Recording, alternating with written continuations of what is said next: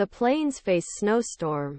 At the beginning of Tuesday, snowstorm warnings were published for some parts of the middle and southern high plains. A snowstorm is expected to fill the parts of Colorado, Kansas, Nebraska, New Mexico, Oklahoma and Texas with the wall. 70 M.P.H.Tahminciler will create wild blizzard conditions with Beyazouts on Monday. The abdomen is expected to make travel extremely dangerous, although not impossible, and air observers suggested that everyone traveling to carry a winter survival kit, as wind tremors would fall below zero. Estimators said the Middle West could come to a feet in certain regions. This is the next storm system.